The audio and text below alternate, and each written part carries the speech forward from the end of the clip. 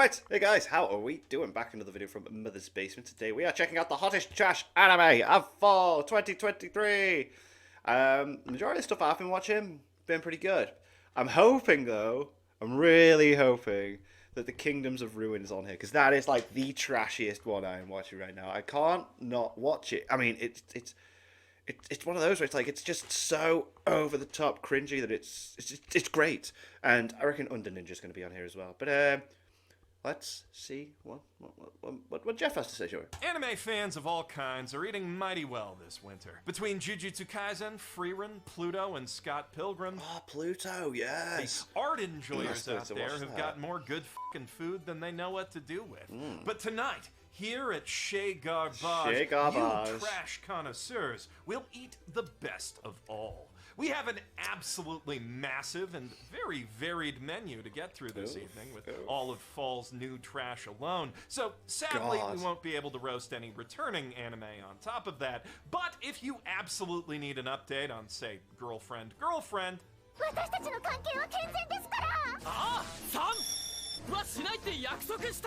it's going like that. Whoa. Also, Shield Hero fans can finally rest easy knowing they'll never have to think about that f***ing turtle again, except for in several turtle-related flashbacks this season. But It's actually, this season's doing quite well. I'm enjoying it. other than that, you're finally free. And of course, it goes without saying that the Eminence in Shadow is still peak. Oh, mate, it's so good. Season 2's so good. And yeah, that's everything that's coming back, I'm pretty sure. Yep, no other sequels or spin-offs I can think of. Especially not for any anime I've roasted before. No, not a one. Oh, yeah, so some of without this is further back, isn't ado, it? Yeah. this is the hottest trash of fall 2023. Speaking of learning things, I've learned over the years that some of you guys won't learn some things no matter how many times I say them. So to the people preparing to comment that the 100 girlfriends who really love you is peak and thus doesn't belong in this video and or its thumbnail, I have only one thing to say. Trash heaps have peaks too. When I call an anime trash, I'm not saying it's of inherently poor quality. That would be garbage. Easy mistake to make. Oof, yeah, Trashiness There's a difference between the words, guys. God, come on. isn't about quality at all. It's about I mean, I misinterpreted this the first time I started reacting to these videos, but as I've gone on, you start to grasp the concept. taste, or rather the distinct, often deliberate, and delightful lack thereof. Trash is gaudy, casually offensive, nakedly self-indulgent, pun Jesus full-frontally Christ. intended there. What It is doesn't going care on what there? polite What the society hell? thinks it should be doing, only what it wants to do. And often what it wants to do is just throw the audience and or author insert character into a room full of incredibly hot women who are And why constantly not? fighting over his dick Why for the not? duration of the death game or stay in Isekai land or whatever it turns out to be. A lot of trash is also coincidentally garbage, but some trash uses its unparalleled creative freedom to break truly new narrative ground. The whole reason I founded this conceptually dubious restaurant in the first place was to find that kind of trash. And 100 Girlfriends is perhaps the ultimate example of it. 入れさせていただいてもよろしいでしょうか。脳みそ腐ってんのかおめえ。脳みそ腐ってんのか。言葉もございません。そんなペータローくん。ほこり、素の女の子を好きになってからって私たちをどこまで優し Oh my god! Wow! い方なんですか。脳みその防腐剤箱で必要だこれ。 This show confidently declares the new narrative territory it plans to conquer right there in the title. A harem of 100 girlfriends who really Love you? really love their protag-kun. Not just 100 cute character designs hanging all jigglily off his arm, though certainly that It just seems insane. Just seems too, insane. and the jiggling looks incredible. But no, we're The talking jiggling looks incredible. 100 named, fully backstoried characters with enough depth to form believable, emotionally satisfying relationships with protag-kun. I mean, that's Ones interesting. that feel totally unique from all 99 of his other girlfriends. all of the girls Rentaro Ijo zings with. The series uses Hotel Transylvania rules for soulmates. Alright, maybe just a little. Have incredibly vibrant and That would be my distinct surprise. personalities, not just in Jesus. relation to each other, but to the entire modern waifu meta. Some take well-worn tropes in fun new directions, like the starter pack, Karane and Hakari, who are the The starter pack, Jesus. funniest tsundere and secretly slutty rich girl, respectively, who I've seen since Kaguya. よーし Right. 行くぞからね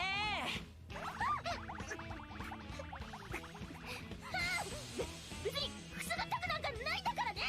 そんなもん強がってどうすんだなんかいかがわしいことしてるみたいになっちゃってるじゃんか God. Meanwhile, other girls Wow. explore less conventional perspectives, like Ai-san, who's so robotic in her drive for efficiency, she's literally never had fun before. Or Shizuka, Oh, wow, that's depressing. a non-verbal volunteer librarian who communicates exclusively in quotes she's memorized from this light novel series that's clearly her special interest. Oh, that's so cute. Oh.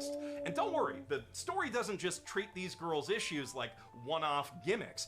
Both the show and Rentaro are sincerely interested in understanding what makes each of these girls tick and exploring the unique challenges that come with their unique circumstances. And, more importantly, with helping them overcome those hang-ups in the long term over some very solid gradual character development. Okay, because cool. he really loves each and every one of them back. It's easy to get distracted by how goodly animated this show is. Wow. Also, other good qualities Whoa. like the Whoa. humor. There's humor, and it's outrageous.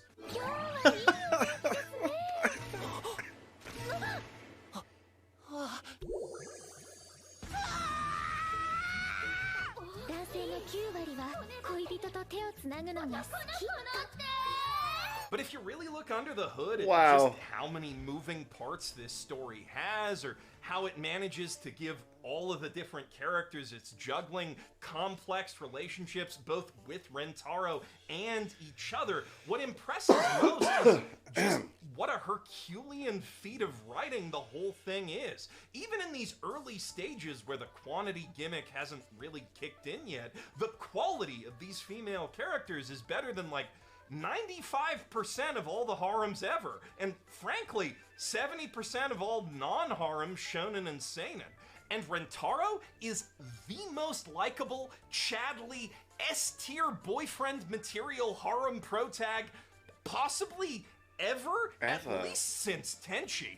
Like, miraculous. That's a while. God, Tenchi Muyo. Wow, that's going back. No matter how many girls there are, there is never, at any moment, a single question of why any of them would want him, even if you take out the whole because God said so plot device. All of these relationships just make sense. They make so much sense that it also makes sense why all of his S-tier girlfriend material girlfriends would be willing to share him. Most harems, literally a 20th of this one's size, can't pull that off. That's true, actually. Yes. Okay, wow. I simply have no choice but to award 100 girlfriends 5 solid gold dumpsters full of the complete works of William Shakespeare with all the old-timey swear words highlighted, plus a load of fireworks. Trash doesn't get much peaker than that. What we If you got? want to peek down What's into next? Garbage Valley for contrast, you need look no further than a Girl and her guard a dog. Girl and Her Guard Dog. Another fall rom-com about, geez, where to even begin? I Where guess do we'll you? start where the show does. This is the first shot we ever see of the leads in this love story. I'll give you a sec to take it all in and Oh, God. Okay. See if you can maybe spot any problems Okay. there. So, yeah, remember Usagi Drop? You know, the really wholesome anime about a young orphan girl and her adopted dad based on a manga that we don't like to talk about? Well, Guard Dog figured out how to tell a similar story without completely ruining the parts people like about it, by taking all those bits out and skipping straight to the grooming. 俺が伊作さんのお兄ちゃんにもなります。全部俺がなってあげる。ちょっと何？かわいい。無理。好き。離れられない。I feel really awkward watching this. This is really, this is dead uncomfortable. This is really uncomfortable. この気持ちは今日も大きくなるばかりだ。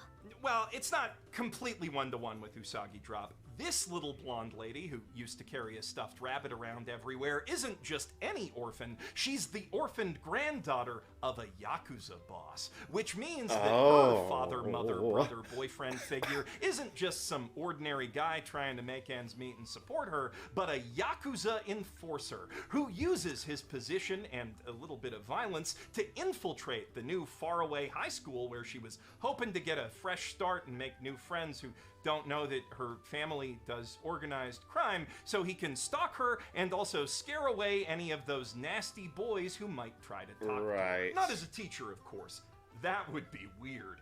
This 26-year-old man goes in as a student.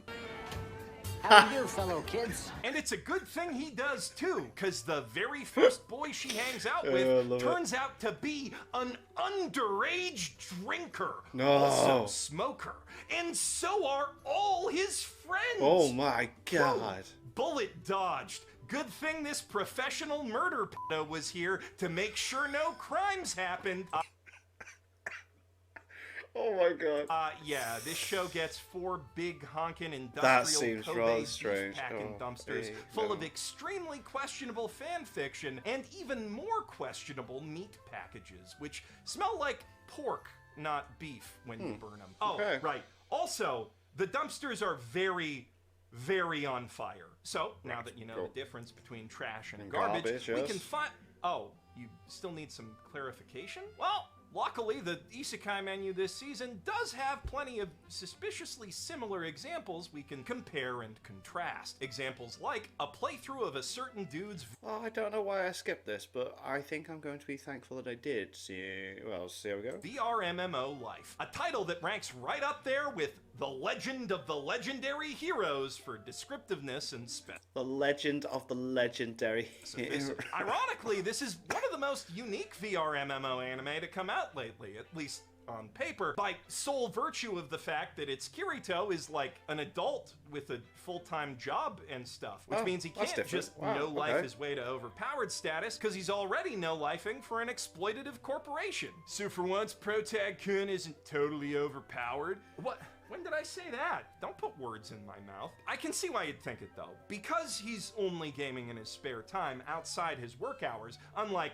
you know, everyone else in the entire world who plays video games, Protag-san doesn't want other players to have to rely on him too much. So, when he creates his character, he intentionally chooses the worst class and all the worst skills from the beta, so no one will want to party up. And he can enjoy some relaxing solo play with an intentionally underpowered build, because obviously that's what you would want to have for your first playthrough of a new game when you know you're not gonna have other players to support you. But then, in a shocking twist, if you've never seen any show like this before, it turns out that all those worst skills actually have secret super good synergies with each other that the beta players just never discovered, such as the incredibly obscure combo of stealth and archery. That's right. Literally the most basic Skyrim cheese strat. Protag-kun invented it by accident. Wow, what a genius.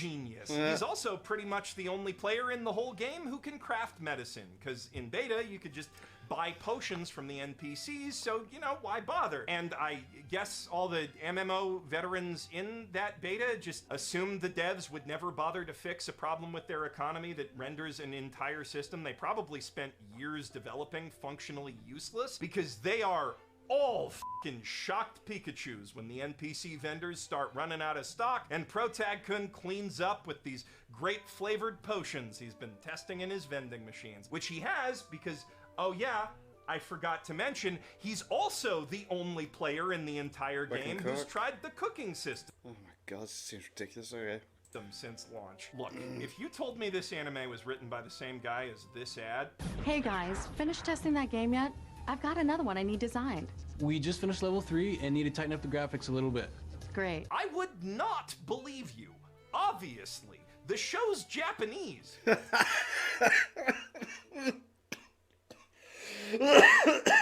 Oh my god, amazing. But that's the only reason I wouldn't. A certain VRMMO dude gets 2 waste paper baskets That does seem terrible. Oh my god. full of Nexon game cards and a certain funny...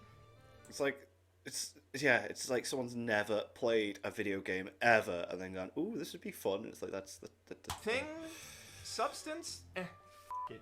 This anime's not trying, why should I? And all this only gets more embarrassing when you look at that piece of crap next to the cream Shangri-La Frontier. of fall's VRMMO trash crop, Shangri-La Frontier. This is so good. This anime is so good. An anime about gamers that actually understands gaming. Yeah. And when I say that, Yeah, I'm not they know the game mechanics. They oh just my god. talking Yeah. about the gamer side of the culture that other good VRMMO shows like Log Horizon and SAO Alternative Gun Gale also nail. This show also gets the behind the scenes shit. It's clearly written by someone who both plays a lot of games and actually knows what goes into developing them, and it leverages that knowledge to craft impressively believable speculative fiction about not just all the cool new ways that games could play with future advancements in immersive The animation is so good as well. VR technology, but also all the cool new ways those games could break. The show's hero, Sunraku, is truly a man after my own trashy heart, obsessed with exploring those absurdly broken extremes of VR game design. As a kusoge hunter, he'd rather feel the unique thrill of triumphing over busted escort quests and seemingly unbeatable bugged-out bosses than have his hand held through the safe, samey AAA slop that can afford to polish those problems away. Shangri-La Frontier is a totally different beast, though. This Kamige that's had the whole mainstream gaming world abuzz for the last year features vast AI-driven emergent gameplay and story scenarios for explorer-type gamers to uncover, plus multi-layered customization systems that allow for seemingly endless personal player expression. And Yeah, it does. It seems like it's a real game. This is definitely, like you said, it's definitely made by someone that understands games. Like the costumes, the drops, the way boss encounters work. Oh my god, and side quests and things. Ah, it's brilliant. And for the truly hardcore like Sunraku, hoping for a real challenge, there are 7 unique boss monsters hiding throughout the world, And no one's beat them. each designed to put the unparalleled responsiveness of the game's avatars to the ultimate mechanical test. And after a chance encounter with one of those beasts, Lycagon the Night Slayer, leaves him stricken with a permanent debuff curse, Sunraku vows he won't quit the game until he's tracked it down and beaten it. That's right, no death games, no harem bullshit. This VRMMO anime manages to make a genuinely fascinating, hype as shit story out of one extremely talented gamer's quest to beat some brutally tough bosses. Yeah, I love it. It's like, because he's cursed, he then encounters the bunny. It's a quest that's never been encountered before, because no one's encountered these monsters. Like, why would you try and fight one of these by yourself? This happens to, loses, and then because his luck stat is so high, he ends up with 1 health bar left, 1 HP after the encounter. He's got the debuff, but it lets him go on this quest with the bunnies to meet the bunny boss and all that stuff, and it's like, wow, okay, cool. This is really cool. This is everything I ever wanted SAO to be. It's just such a fun show that puts in so much effort that honestly, I'd feel like a lazy asshole if I just reused the golden dumpster bit for it. So instead, I've invited world-famous trash MMO roaster Josh Strife Hayes to give this delectable dish a rating in his own house style. Thanks for having me, Jeff. Well, with the chef's permission, I'll award Shangri-La Frontier this waifu I'd totally let kill me. Or player kill me. Out of 10. Thanks, Josh. Love it. See you at TrashCon. When we're done here, you should TrashCon. definitely go check out his worst MMO ever videos. If you like my roasts, they will be right up your alley. Not this alley. This is my alley. I'm paying $1,200 a month for this plate.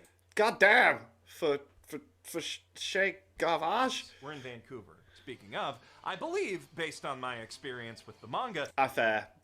This is quite trashy, but this is brilliant. that the hot They've done such a good job in adapting this. new Vancouver mentioning Shonen Jump adaptation, Undead Unluck, also has the potential to be premium grade anime trash of the highest order. Unfortunately, not only have the show's distributors at Disney and Hulu completely doomed its chances in North America by failing to give it even a single tweet's worth of promotion, they also just completely f***ing forgot to put it on Disney Plus in Canada Oh, wow. Why would... what? at all, so I can't even watch it to do a proper roast. Thus, in lieu of a trash rating, gold or otherwise, for the show itself, I'm forced to give Disney and Hulu management a box of dead rats. So, Bob Iger, I know you're personally watching this, expect that in the mail in 3 to 5 business days. Okay. Now that you finally know the difference between trash and garbage for real this time... No? You're still confused? We're kind of running out of comparisons here. Oh, I know. Have you heard of 16-Bit Sensation, Another Layer? No. It's the anime of choice for old taku this fall, thanks to its nostalgia-heavy slice-of-life comedy story about a visual novel illustrator who goes back in time to live out her dream of making actual video games rather than modern erotic shovelware, which serves as a perfect vehicle for both endless in-jokes and deep-cut references for visual novel addicts, as well as a journey through the recent history of Akihabara and its transformation in tandem with the rise of Bishoujo culture that Wow, that's a fake granddaughter poster. any Wow. kind of otaku will appreciate. Now, as a, let's call it Shirobako-like, Wow, that was old school floppy disks. Like the big ones where you... and then you... Wow. 16-Bit Sensation isn't really all that trashy, even if a not insignificant portion of the plot revolves around opening rare old porn games in public to initiate time leaps, and even though every episode ends with a roll of all the girls in very, very nice swimsuits, you see, all those sexy CGs are actually gorgeously color-authentic 16-bit pixel art, lovingly rendered with a surprisingly convincing CRT filter, which technically makes them key details in the historical accuracy of this period drama. I swear, Mom, I'm watching it for the educational reasons and the world-class post-processing effects. Yeah. この98の気持ちももっと考えろ。こんなに一生懸命働いてくれてるんだぞ、9801は。 Seriously, though, it's less a flaming trash heap than a cozy little dumpster full of body pillows with an exactly U-shaped hole right in the middle, which I'm choosing to reuse this Build-A-Bear graphic for, because honestly, we just don't got the art budget to draw up new ratings. That's for fair. anime That's that fair. aren't even Okay. Technically It's on alright. menu. It's cool. Anyway, whether or not 16-Bit Sensation truly is trash to you, it is undeniably about trash, generational eroge trash, and the wonderful sorts of weirdos who made it back in the golden dumpster age of Japanese PC gaming, which you can and should compare and contrast to the absolute garbage Konoha's stuck making in the present to understand the difference between those two things. Finally.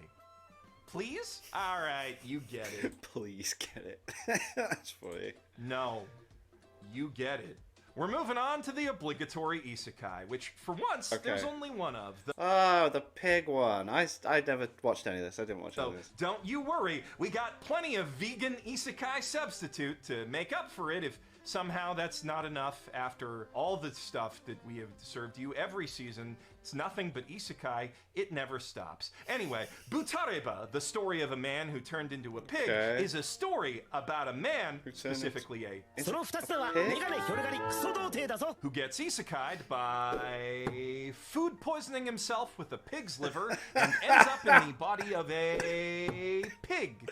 It does seem that way, doesn't it? It's like, what should we do this season? Throw the darts, see what it lands on. And thus he must do all the isekai stuff despite only being able to do pig stuff, plus like a little bit of human thinky stuff. Also DDR stuff. He's very good at DDR. 2 episodes in a row fill an entire minute of screen time with just him doing DDR inside his head, while various poorly animated villagers look on and react. Perfect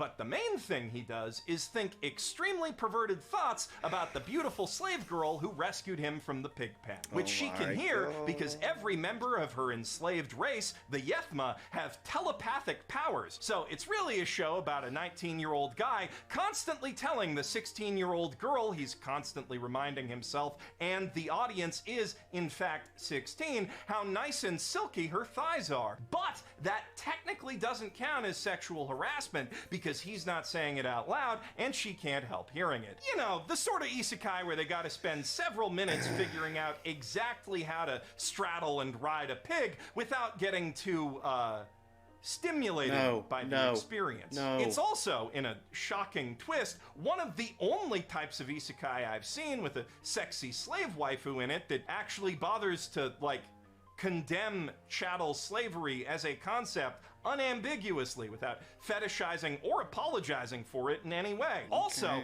when a hotter guy shows up and starts making eyes at his crush, the pig's just like, yeah, that makes me jealous, but she can do what she wants. I don't own her. So don't judge a book by its cover, I guess, or its other contents, for that matter. I give Butareba 3 toxic waste barrels full of surprisingly feminist softcore bestiality dojins. Okay. I also found myself quite pleasantly surprised with the Return of Magic Should Be Special, which seems like just another half-assed. Starts off boss, but then it just becomes like, okay. Which is alright. Best Mahoka-like pseudo-Harry Potter clone about a guy in a magic school with mostly tournament arc-oriented curriculum whose magic power is the power to turn off other magic powers, and it mostly is one of those, albeit without Mahoka's iconic sister f***er elements, but it manages to take a seed of a sort of unique idea and develop it into something genuinely interesting. Goes with back in that time and he framework. has to change everything. The returner part of the title refers to our protag,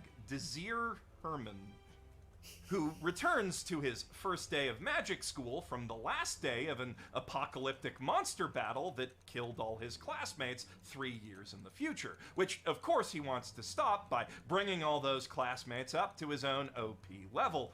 But that's easier said than done when the nobility-run school refuses to give its commoner students a proper... They really push it as well. They really push. It's like, you could never be in the high class. You're in the low class. And they say, God damn, I wish I was in the high class.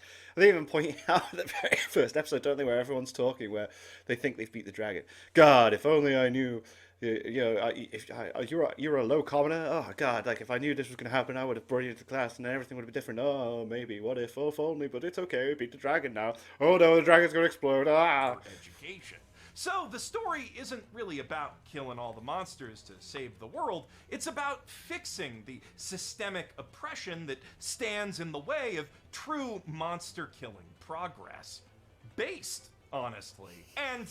I mean, the genius solution he comes up with. He's got to have Kingdoms of Ruin on here if this is on here. He's got to. To that systemic problem is just to prove the bigots wrong. I love Kingdoms of Ruin. I think it's one of my favorite ones this season. I think it's the only anime, that and Eminence in Shadow, that I have just consistently stayed up to date with. And then the others, I like watch 2 or 3 episodes, or just like, you know, I'm a few weeks behind kind of thing, but just watch every now and then.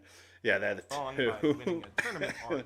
Not exactly galaxy-brained politics there, but the trio he puts together to do that, consisting of him, a tsundere with a secret crush on him, and a little fencing twink with also a secret. Is it secret though with her because she was his girlfriend in the future? So there must be something there. It must be weird going back and having that knowledge, you'd approach the relationship completely differently when you crush on him, whom the tsundere happens to think is platonically adorable, thus creating this very fun, not quite love triangle dynamic, actually reflects that theme really well by representing the outsider perspectives of a commoner, a nouveau riche noble, and a nobleman's secret bastard, respectively. So, as they interact with each other and the other students, their backstories naturally fuel the world building in really interesting ways. 名前はエジール・アルマンです。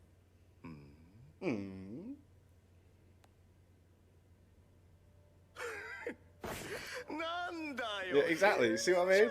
There is some surprisingly solid fantasy writing buried in all this magic school anime bullshit. And the same can be said for the Demon Lord at Excalibur Academy. Although in that show's case, the bullshit goes at least as deep as the world building, if not deeper, which is impressive in a way, considering how much time this show devotes to fleshing out both the prehistory history of its double reincarnated human hero turned demon lord turned 12-year-old boy, and the 1,000-year modern history of the monster-besieged Magitech-based civilization that's seemingly long since forgotten both of his legends. Whoa. No bones about it, that is some wow, that looks pretty cool, that. and genuinely original world building, and the show has a lot of it. So imagine how high the bullshit pile has to be to match that. There are a lot of layers to this anime setting and characters, but to get to them, you gotta go through even more layers of the protag being an adult man in a 12-year-old's body and flirting with, like, every kind of woman who should not be flirting with that kind of body, especially a teenage girl who happens to technically also be a corpse, a sexy corpse, that cannot resist the commands of her necromantic master, who, let me remind you, is a 12-year-old boy. So, you know, in case any Isekai fans in the house really, were that really worried dipped. that the guard dog girl trash was gonna outdo your favorite genre, worry not! Your crown is safe for another season. ダメじゃないレオくん。それ石鹸でしょ？シャンプー使わないと。どうしたのレオくん？もしかして裸見られて恥ずかしいの？男の子なのに。A Returner's Magic gets 2 trash bins full of slightly smoldering printouts of surprisingly political Harry Potter /fic, and the Demon Lord with the magic sword gets 4 flaming dumpsters full of just the tags for all the other Harry Potter fanfics. Right. If I had a nickel for every anime season that gave me a reason to deploy this meme in 2023, I'd have 2 nickels, which isn't a lot. Oh, Ragnar Crimson. It's not that weird. Yeah, this is trashy. It's a very popular meme. This really dipped off for me. I watched the first 3 episodes and I've just kind of like was like, what? It started off with a really interesting concept. As soon as they introduced cars and guns, I was just like, oh, okay.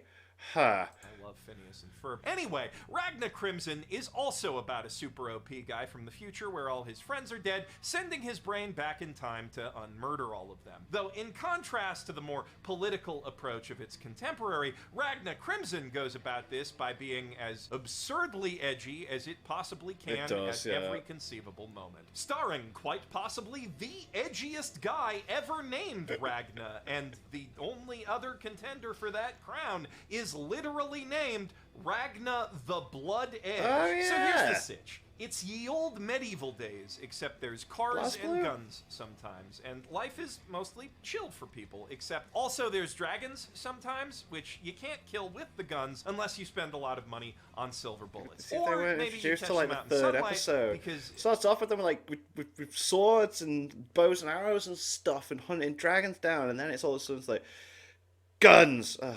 it's one of them Demon Slayer type situations where they just took some JoJo vampires and called them dragons. Else. Anyway, that's why there's still dudes running around with silver swords hunting dragons, even though guns. Also, some not dudes do it, including this one, Leo, who's like 12 and also the best at it. A true dragon murder genius, which is why this wimpy, much older than 12 dude named Ragna is traveling with her, cooking for her, cuddling her in bed, bathing her, and so on. Wow.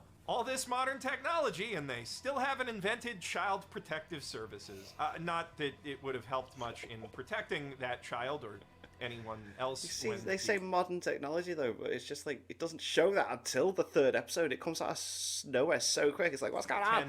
They still live in like wooden houses and stuff. It's like, what? Greater dragons decide to use all their JoJo vampire powers to wipe out all of humanity. Ragnar survives that, though, after fusing with his own silver sword and gaining the power to fight those greater dragons head on. Then, after all of them are dead, he takes that power back in time to save Leo and all the other humans, presumably, with the help of this mad scientist edgelord dragon named Crimson, who wants to kill all the other dragons because reasons. And you know what they say, double the edgelords, double the edge. If you want to watch some very cool, beautifully animated magic turn vast swaths of people into equally beautiful bursts of blood and giblets, also, sometimes dragons get turned into that. This anime's all that in a bag of extremely pointy potato chip shards.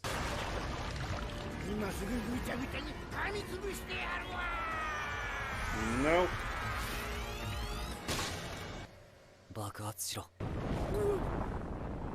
Cool guys don't look at explosions.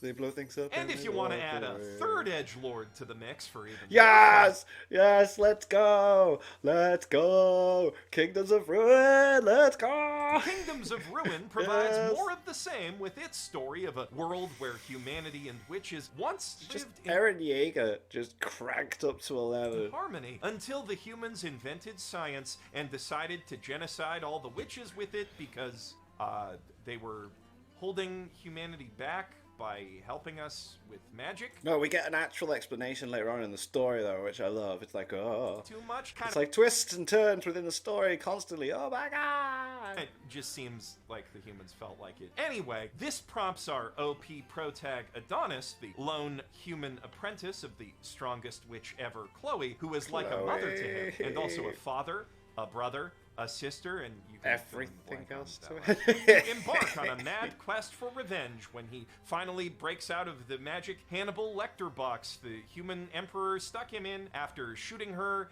in the face right in front of him when she was about to say, I love you, because of course she was about to say that. It wouldn't be the edgiest thing possible if she wasn't. Though when he does get out, taking on all the humans proves much easier than expected, because it turns out they can't use their anti-magic tech anymore because it has a side effect of giving people eye-bleeding super cancer. Yes. Like, instantaneously the second you're exposed to even though that didn't seem to be how it works back then, it's even just a little bit of the anti-magic radiation, which nobody noticed for a decade somehow, even though they were using that constantly, and the world building and whole story.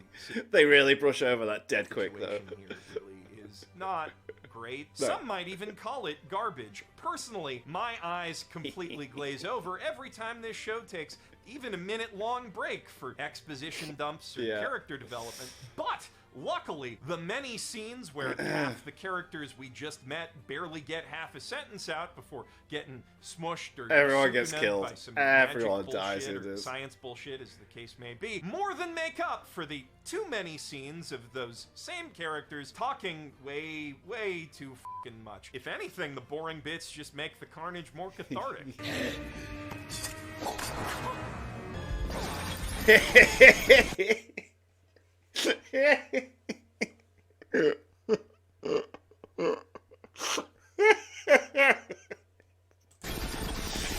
Oh my god, it's so over the top, I love it.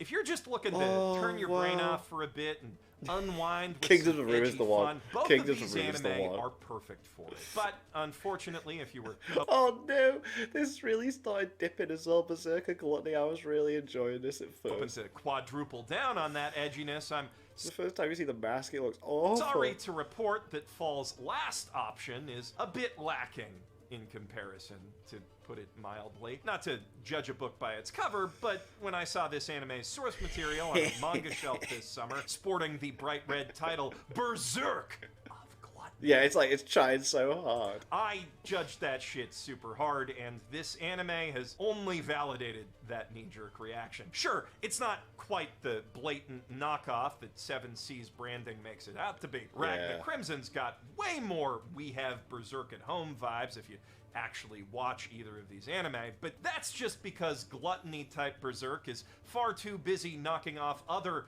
way shittier fantasy anime to borrow much of anything from its peak namesake. Set in one of those anime fantasy worlds that works like a JRPG, kinda just because. The show's resident Kirito, is very just Fate because. Graphite, yes, that His name's is Fate, his real yes. name, is the type of Kirito who gets picked on because everyone thinks his unique JRPG skill is super duper underpowered, Gluttony. when actually it's super duper overpowered. Bet you didn't see that coming. More specifically, it lets him circumvent the world's traditional level-up mechanics in favor of stealing the stats of any monster or person he kills. But he's got to keep all that secret, you see, because those traditional level-up mechanics are religious orthodoxy in this world, and if his sinful skill ever gets out, the church will send its holy knights to murderize him. Oh, Though, no. of course, if and when that happens, he'll be the only one doing any murderizing on account of how OP he is, but that's probably good for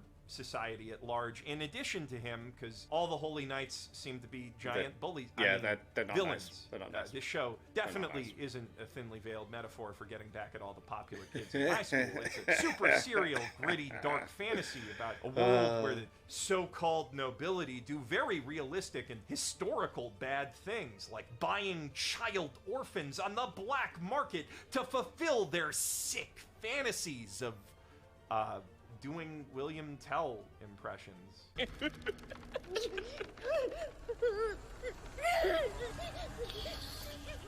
Yeah, the tongue lick so unnecessary. Corrupt Holy Knights, outcast heroes themed around the 7 deadly sins, a boring, entirely stat-based magic system, completely dogshit writing on every level. You know where this is going. I don't have to explain. Why do I feel like I've heard this all before in some kind of repressed memory? Nah, I must be imagining things. Anyway, I think you get the point by this point. Ragna Crimson gets 4 trash cans full of blood and razor blades that are also on fire somehow. And also that fire is black, like my soul. Then I'm gonna give Kingdoms of Ruin 3 of that same sort of trash bin. And then Berserk of Gluttony gets, let's say, 2 trash cans full of tomato juice and safety scissors. Sorry for the state of that last almost isekai. But if you're still craving more edgy goodness even after all that, there is one other anime genre we can source it from. Death games. And this fall we have one that represents the absolute pinnacle of both trash and garbage. Kami Erebi God is the kind of death game that could only come from the mind of Yoko Taro, executed with the kind of ineptitude that you can only get by asking a sane, normal writer to develop a Yoko Taro concept on his own without any help from Yoko Taro, because Yoko Taro was too busy, presumably dealing with all the near anime delays. Also, it's got character designs by the creator of Soul Eater. That's good. Rendered in you can actually see it, but it's just the terrible CGI by a brand new studio that's clearly still figuring their tech out. That's bad. Boy, that's an understatement. It's so bad, it's already locked in. That's good. That's bad. And for my best, worst, and most cursed anime of 2023 list, which premieres next month on this very channel. Hey. I mean, in this very restaurant. So, with apologies, I'm gonna hold off on roasting it until then. I know, I'm as bummed as you are, but this is already the longest, hottest trash video menu we've ever put together, and me and the chefs are pretty darn tired after cooking all that up on top of 2 Scott Pilgrim videos, all in the space of like 2 weeks.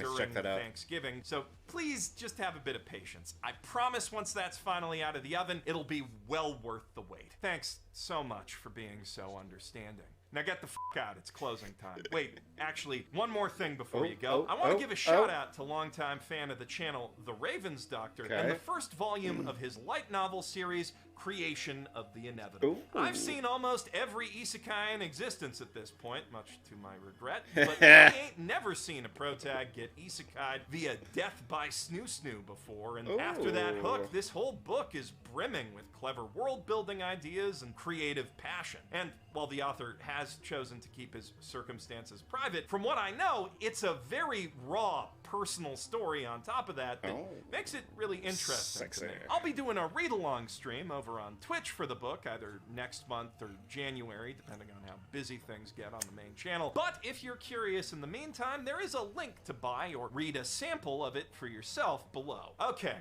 now you can get the out. I'm Jeff Thu, trash sommelier extraordinaire, once again bidding you adieu. Adieu. Maybe I should check out that French Rosetta Stone course.